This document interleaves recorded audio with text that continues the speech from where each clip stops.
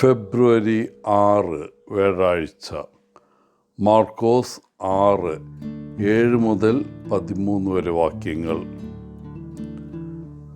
John Bosco ഒരിക്കൽ പണത്തിൻ്റെ ആവശ്യം വന്നപ്പോൾ ഒരു അപരിചിതൻ അദ്ദേഹത്തോട് സംസാരിക്കാൻ വന്നു.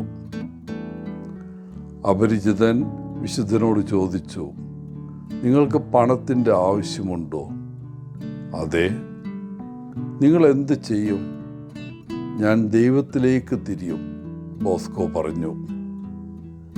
എന്നാൽ പണം ഉടനടി ആവശ്യമുണ്ടെങ്കിൽ അപ്പോഴും ഞാൻ അതാണ് ചെയ്യുന്നത്, ദൈവത്തിലേക്ക് തിരിയും. വിചിത്രം, അയാൾ പ്രതിവചിച്ചു. അപ്പോൾ ജോൺ ബോസ്കോ പറഞ്ഞു, ദൈവം എല്ലാം പരിപാലിക്കുന്നുണ്ടെന്ന് നിങ്ങൾക്ക് എന്തെങ്കിലും സംശയമുണ്ടെങ്കിൽ പാർലറിൽ പോയി നോക്കുക. വിശുദ്ധൻ്റെ അവകാശവാദം പരിശോധിക്കാൻ അപരിചിതൻ പോയപ്പോൾ അവിടെ വിശുദ്ധന് ആവശ്യമുള്ള പണവുമായി കാത്തിരിക്കുന്ന ഒരാളെ കണ്ടെത്തി. യഥാർത്ഥത്തിൽ പണവും വസ്തുക്കളും ആളുകളെയും ശിഷ്യന്മാരെയും ദൈവത്തിൽ നിന്ന് വഴിതെറ്റിക്കുകയുള്ളൂ. അതുകൊണ്ടാണ് വിശുദ്ധ ഫ്രാൻസിസ് അസീസി തൻ്റെ ഭൗതിക സ്വത്തുക്കൾ മുഴുവൻ വലിച്ചെറിഞ്ഞ് ക്രിസ്തുവിനെ സ്വീകരിച്ചത്. മിഷണറീസ് ഓഫ് ചാരിറ്റി സഭ സ്ഥാപിച്ചപ്പോൾ മദർ തെരേസയുടെ പക്കൽ 5 രൂപ മാത്രമേ ഉണ്ടായിരുന്നുള്ളൂ.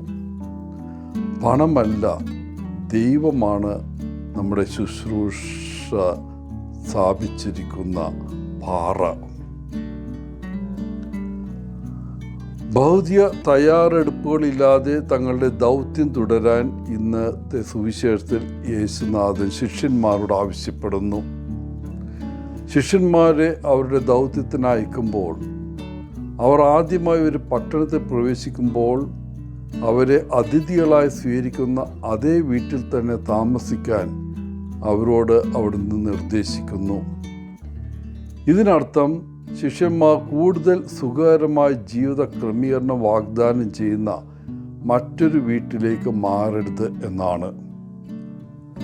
അവരുടെ മുമ്പിൽ വയ്ക്കുന്നത് അവർ കഴിക്കണം. അവരുടെ ആതിഥേയനിൽ നിന്ന് പ്രത്യേക പരിഗണന ഒന്നും ആവശ്യപ്പെടരുത്.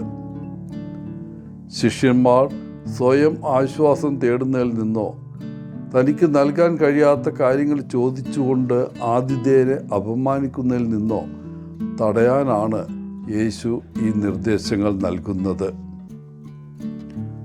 ശിഷ്യന്മാർ പോയി ജോലി ചെയ്ത് വിജയകരമായി മടങ്ങി.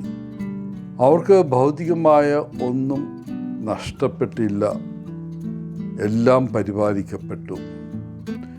ഒരു മിഷണറിയുടെ സമ്പത്ത് അവരുടെ ബാങ്ക് ബാലൻസ് അല്ല, മറിച്ച് ദൈവത്തോടുള്ള പൂർണ്ണമായ കീഴടങ്ങലും അയക്കുന്നവനിലുള്ള അചഞ്ചലമായ വിശ്വാസവുമാണ്.